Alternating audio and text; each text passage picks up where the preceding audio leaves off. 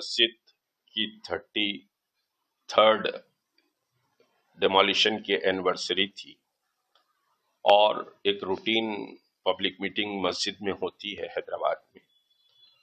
اس میں بہرحال ہم نے یہ ڈیسائیڈ کیا کہ حیدرآباد تلنگانہ میں بھی بابری مسجد کی یادگار بنے گی، اور اس سلسلے میں بہرحال گریٹر حیدرآباد کے جوریڈکشن میں بابری مسجد یادگار بنے گی، اور اس کے ساتھ سمجھیے کہ کچھ ویلفیئر کے انسٹیٹیوشنس بھی اس میں بنیں گے، اور اس سلسلے میں ہم بہت جلد ڈکلیئر کریں گے کہ کیسے کیسے یہ رہے گا اور کب تک سمجھیے کہ ہم اس کا فاؤنڈیشن اسٹون رکھیں گے. اور بابر کے نام سے کسی کو پریشان ہونے کی ضرورت نہیں ہے. ایودھیا میں جو بابری مسجد ہے اس کا کوئی ایویڈنس نہیں تھا کہ بابر کی طرف سے کوئی ریونیو اس مسجد کو بنانے کے لیے آیا تھا.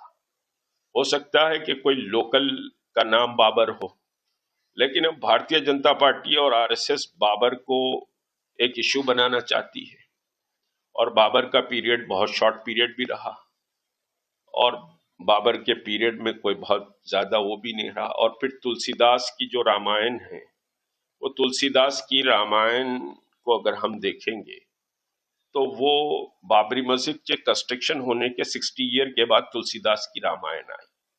اس رامائن میں کوئی ذکر ایسے نہیں ہے کہ بابر کی برتھ پلیس رام مندر تھی، اور رام مندر کو توڑ کر ہمارے رام کی سمجھیے کہ صاحب برتھ پلیس پر رام مندر تھی، اس کو بابر نے توڑ کر بابری مسجد بنائی ہے. ایسی کوئی بات رامائن میں نہیں ہے، اور وہ 60 ایئر کے بعد ہے. پھر ہم دیکھیں گے کہ بابر کا پیریڈ شارٹ رہا، اس کے بعد ہمایوں کا رہا، اس کے بعد اکبر کا رہا.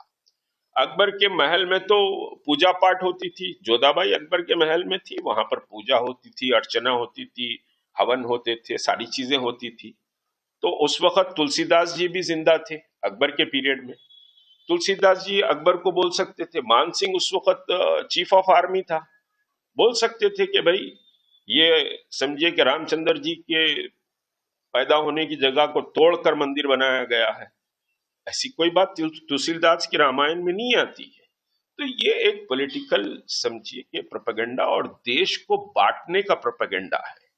اس سے جو بھائی چارگی تھی ہندوؤں میں، مسلمانوں میں، سکھوں میں، عیسائیوں میں، دلتوں میں، یہ ساری بھائی چارگی کو اس سے توڑ دیا گیا ہے، اور نفرت کے بیچ بو دیے گئے ہیں.